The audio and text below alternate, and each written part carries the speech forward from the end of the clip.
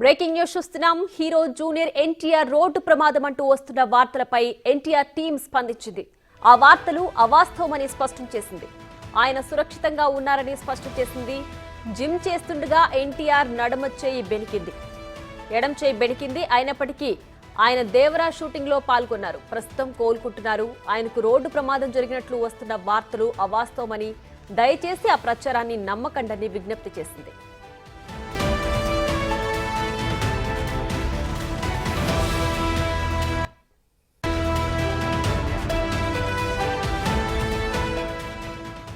ఇక మరింత సమాచారం మా ప్రతినిధి బబిత ఫోన్ లైన్ లో అందించడానికి సిద్ధంగా ఉన్నారు. బబిత, చెప్పండి, జూనియర్ ఎన్టీఆర్ రోడ్డు ప్రమాదం జరిగింది అంటూ వార్తలు అయితే వచ్చాయి కదా, దీనిపైన ఎన్టీఆర్ టీం స్పందించింది, అలాంటిదేం జరగలేదని, దీనికి సంబంధించి పూర్తి డీటెయిల్స్ ఏంటి?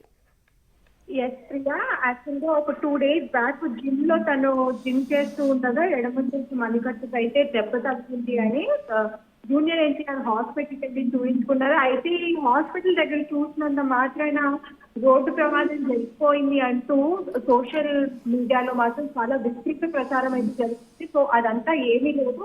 ఆ గాయం జరిగిన తర్వాత కూడా తను దేవరా షూటింగ్ లో కంటిన్యూగా పాల్గొంటూనే ఉంటారు.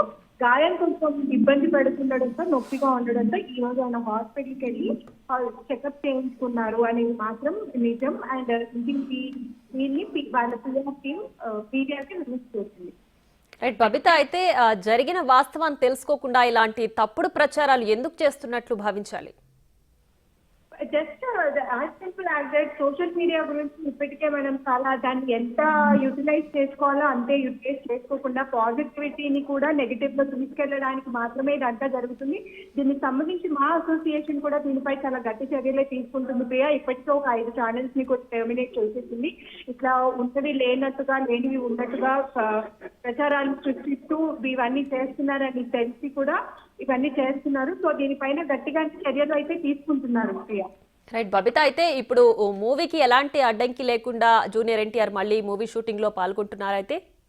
అయితే ఎగ్జాక్ట్లీ ప్రియా, 2 weeks అయితే డాక్టర్ బెడ్ రెస్ట్ తీసుకోమని చెప్పారంట. 2 weeks తర్వాత మళ్ళీ ఆయన యథావిధిగా దేవరాజ్ షూటింగ్ లో కంటిన్యూ అవుతారు.